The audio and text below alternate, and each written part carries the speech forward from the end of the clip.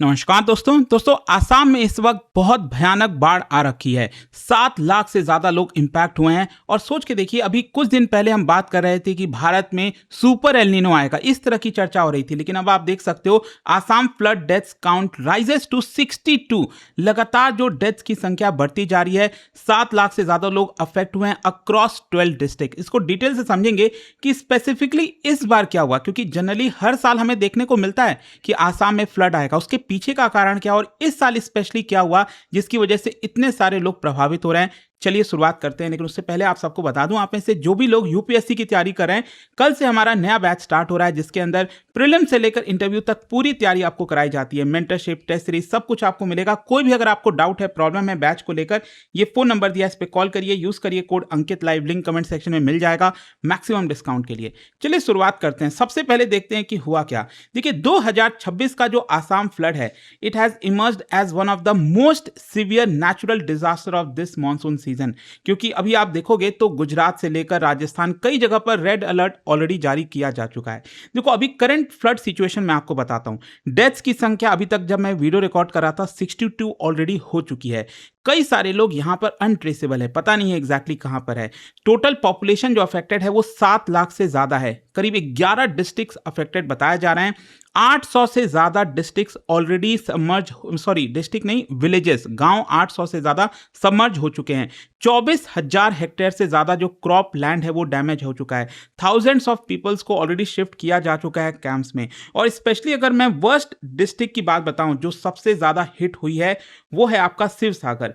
ये पूरा आसाम का मैप आप देख सकते हैं। यहां पर जो डिस्ट्रिक्ट, ये ऊपर की तरफ आप देखोगे, ये शिव सागर आपको देखने को मिलेगा। और यहां पर तो इनफैक्ट मैं आपको बताऊं 4 लाख के करीब लोग जो हैं वो इंपैक्ट हुए हैं। लेकिन इसके अलावा लगातार ये वाला जो पूरा आप एरिया देख रहे हो ना, ऊपर से लेकर तिनसुकिया से लेकर नीचे जोरहाट, गोलाघाट, करबी एंगलोंग प्लेट्यू हो जाए, ये पूरा का पूरा एरिया काफी ज्यादा इंपैक्ट हुआ। और इनफैक्ट बीच में भी अगर आप देखोगे, जैसे कामरूप डिस्ट्रिक्ट हो गया, इस तरह के कई जगह यहां पर अफेक्टेड हुए हैं। अच्छा, यहां पर जो रिवर्स हैं, कई सारे रिवर्स बताया जा रहा है डेंजर मार्क के अबव हैं। करीब आप देख सकते हो 5 रिवर्स का तो नाम यहीं पर दिया हुआ है, ब्रह्मपुत्रा, दिखो, दिसांग, धनसिरी। और स्पेसिफिकली देखिए यहां पर आप इसका फिजिकल मैप देखोगे, ये जो आसाम की नदियां हैं, ये ब्रह्मपुत्रा रिवर, ये सबसे जायंट रिवर यहां पर तो है ही है और इसकी वजह से तो फ्लड आता है।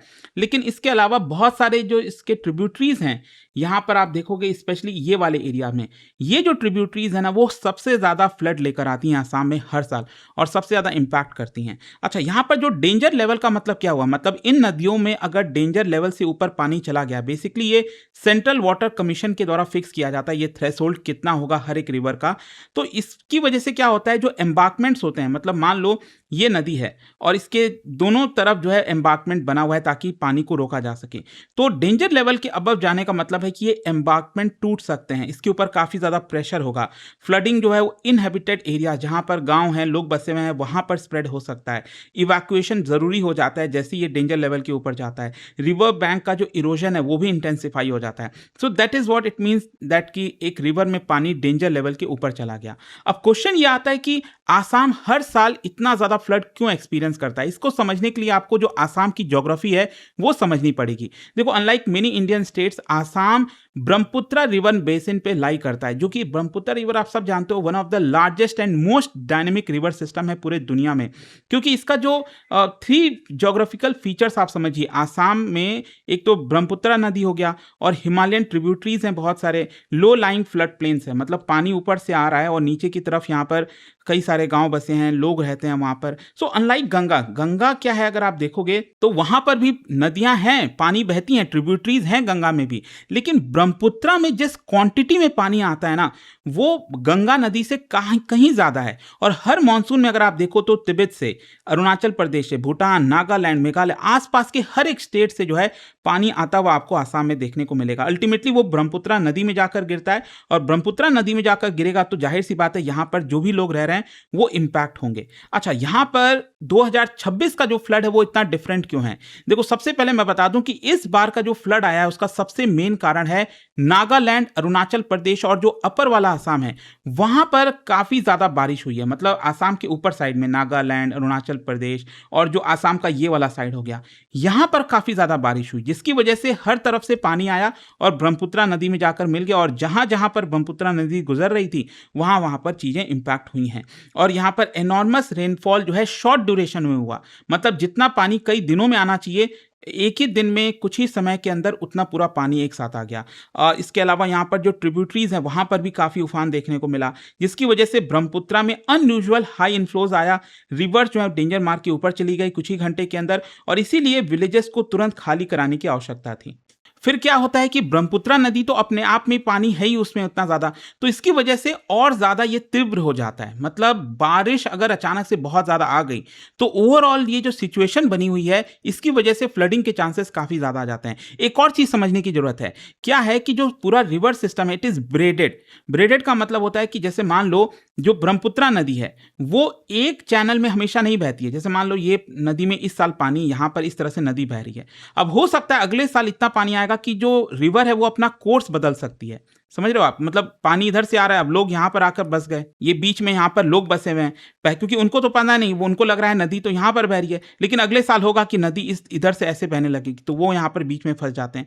तो जो नदी है ब्रह्मपुत्रा नदी, it is a braided river, और इसी की वजह से यहाँ पर जो भी आप कर लीजिए, एम्बार्कमेंट बना लीजिए हर साल, वो भी टूट जाएगा, बहुत सारे प्रॉब्लम होते हैं। सो अगेन ये वाला एक मेन कारण है। नेक्स्ट जो कारण है वो है मैसिव सेडिमेंट लोड। अब देखो क्या है ना कि ईस्टर्न हिमालय में ये लाई करता है, जियोलॉजिकली काफ़ी यंग है वो एरिया, अनस्टेबल है, और इसकी वजह से क्या होता है, मान लो नागालैंड और उधर की तरफ अगर बहुत ज़्यादा बारिश आई तो बारिश आने की वजह से लैंडस्लाइड होगा, सॉइल इरोजन होगा, और सारा का सारा मिट्टी पत्थर, बड़े बड़े जो पत्थर हैं वो अल्टीमेटली ब्रह्मपुत्रा नदी में आकर गिर जाएंगे। अब ब्रह्मपुत्रा नदी में अगर वो आकर गिरेंगे, सोचिए क्या होगा, इतना सारा जो मलबा इकट्ठा हो गया ब्रह्मपुत्रा नदी में आ गया, तो उसकी वजह से जो पानी वो पहले कैरी कर सकता था वो अब नहीं कैरी कर पाता है, क्योंकि नीचे पत्थर आ चुके हैं वहां पर, और इसकी वजह से पानी जो है राइज हो जाता है ब्रह्मपुत्रा नदी में। तो अगेन ये भी एक बहुत बड़ा कारण है कि मैसिव सेडिमेंट लोड जो है ब्रह्मपुत्रा नदी में आकर गिरता है।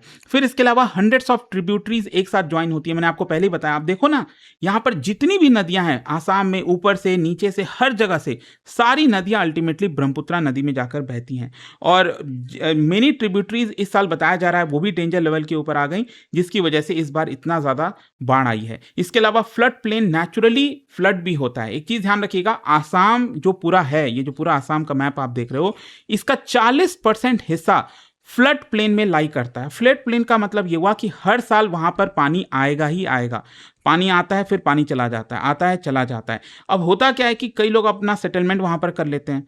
अब ऐसा तो है नहीं कि आपने सेटलमेंट कर लिया, अगर ह्यूमंस वहां पर रहने लग गए तो ये तो नेचुरल चीजें हैं ना कि हर साल अगर पानी आ रहा है तो वहां पर फिर से पानी आएगा, जिसकी वजह से नुकसान काफी ज्यादा होता है। हमें लगता है कि भाई इतने लोग मारे गए, ऐसा हुआ, लेकिन अल्टीमेटली हमें समझना होगा कि ये नेचुरल चीजें हैं।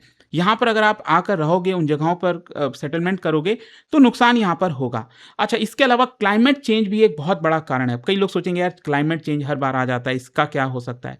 देखो, क्लाइमेट चेंज आप समझिए, जब एटमॉस्फेयर वार्म होगा, जब हम कार्बन डाइऑक्साइड ज़्यादा रिलीज करेंगे तो एटमॉस्फेयर वार्म होने की वजह से वो वाटर होल्डिंग कैपेसिटी ज़्यादा हो जाती है, वाटर वेपर वो ज़्यादा होल्ड कर सकता है हमारा एटमॉस्फेयर। तो इसका मतलब क्लाउड में जो मॉइस्चर है वो ज़्यादा रहेगा, क्लाउड में मॉइस्चर ज़्यादा रहेगा मतलब रेनफॉल ज़्यादा इंटेंसिटी से गिरेगा।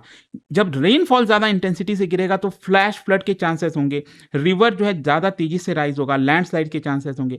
तो ये भी एक कारण है जिसकी वजह से ये आपको बाढ़ हर साल देखने को मिलती है। अच्छा, एनवायरमेंटल इंपैक्ट भी होता है। Agriculture, paddy, vegetable, pulses, fisheries, agriculture में आप समझो इस साल 24,000 हेक्टेयर से ज़्यादा सबमर्ज हो चुका है पानी में, और इसकी वजह से अगेन जो फार्मर्स हैं, किसान हैं, उनको काफ़ी नुकसान होता है। इंफ्रास्ट्रक्चर को तो नुकसान होता ही है, चाहे रोड्स हैं, ब्रिजेस हैं, रेलवे, स्कूल्स, हॉस्पिटल। कई एरियाज़ में जो विलेजेस हैं वो इनएक्सेसिबल हो गए। इनफैक्ट बताया जा रहा है लाखों लोग इस समय कॉन्टैक्ट में नहीं है सरकार के, पता नहीं है उनका क्या हाल हुआ होगा। ड्रिंकिंग वाटर की प्रॉब्लम हो जाती है। लाइफ स्टॉक, जो कई सारे फैमिलीज हैं वो अपने कैटल, गोट्स, पोल्ट्री, इन सबको लूज कर देते हैं। फिर इसके अलावा वाइल्ड लाइफ पर असर पड़ता है। देखो, काजीरंगा नेशनल पार्क आप सब जानते हो, पोवी तोरा वाइल्ड लाइफ सेंचुरी, ये सब इंपैक्ट होते हैं। लेकिन एक चीज ध्यान रखिएगा, फ्लडिंग एक इकोलॉजिकली इंपॉर्टेंट है हमारे नेचर के लिए, क्योंकि इसकी वजह से वेटलैंड और ग्रासलैंड दोनों रिप्लेनिश होते हैं। लेकिन अगर फ्लडिंग बहुत ज़्यादा हुई तो इसकी वजह से राइनोज, एलिफेंट्स, डियर उनको भागना पड़ता है।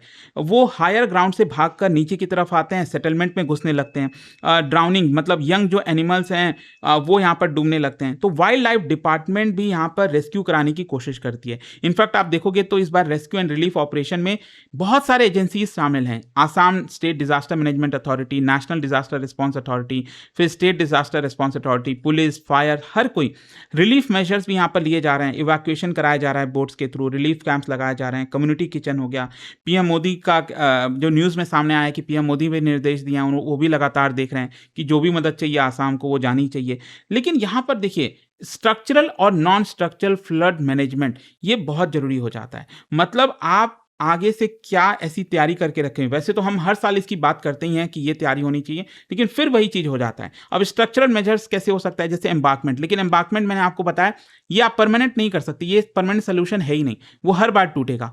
Dams, reservoirs, raised platform, flood walls, ये सब चीजें नॉन स्ट्रक्चरल मेजर्स जैसे flood forecasting, early warning system, flood planning, zoning, बहुत सारी चीजें हैं जो कर सकते हैं। लॉन्ग टर्म सोल्यूशन समझना है कि बेसिन वाइड प्लानिंग करना पड़ेगा आपको। मतलब पूरे ब्रह्मपुत्रा से जहां जहां से नदियां आ रही हैं, हर एक बेसिन पर आपको देखना पड़ेगा कि भाई कहां से क्या सिचुएशन हो सकता है, वहां पर आप सिक्योरिटी मेजर्स क्या ले सकते हो। बेटर कोऑर्डिनेशन होना चाहिए अपस्ट्रीम रीजन से। अगर पानी तेजी से आने के चांसेस हैं तो आपको पहले ही पता लग जाए। वेटलैंड्स को कैसे रिस्टोर किया जा सकता है, कैचमेंट एरिया का ट्रीटमेंट, एफॉरेस्टेशन, क्लाइमेट रेजिलिएंट जो इंफ्रास्ट्रक्चर है। तो इस तरह के कई सारे सोल्यूशन तो हैं। लेकिन आप देखो साल दर साल 2004 से लेकर 2022, इनफैक्ट 2022 में तो one of the worst flood था रीसेंट हिस्ट्री का। 5.6 मिलियन पीपल अफेक्ट हुए थे। देखना होगा कि इस बार क्या हाल होता है, बट डेफिनेटली सिचुएशन अच्छी नहीं है। यहाँ पर बहुत सारा प्रॉब्लम फेस करना पड़ रहा है लोगों को। एंड आई होप कि यहाँ पर आपको चीजें समझ में आ रही होंगी। जाने से पहले आप सबके लिए क्वेश्चन है, फ्लड को लेकर ही भारत में जो फ्लड आते रहते हैं उसी को लेकर 2 स्टेटमेंट दिया है, बताइए कौन सा करेक्ट है। इसका राइट आंसर आप सब जानते हैं, मेरे इंस्टाग्राम पर तो मिलेगा ही, वहां पर अगर आप नहीं हो कोई बात नहीं, टेलीग्राम से ले सकते हैं इसका सही उत्तर, जैसा मैंने आपको बताया। और अगर आप यूपीएससी की तैयारी कर रहे हैं, किसी भी साल की प्रिपरेशन करना चाहते हैं, कल से हमारा नया बैच स्टार्ट हो रहा है। बस आपको यूज करना है ये कोड अंकित लाइव, मैक्सिमम डिस्काउंट के लिए। ये मेंटरशिप, टेस्ट सीरीज, रिवीजन सब कुछ आपको यहाँ पर मिलेगा। कोई डाउट है, प्रॉब्लम है तो ये फोन नंबर है, इस पर कॉल करिए, मेरी टीम आपको अच्छे से गाइड कर देगी। स्टडी IQ IAS, आपका सिलेक्शन हमारा मिशन।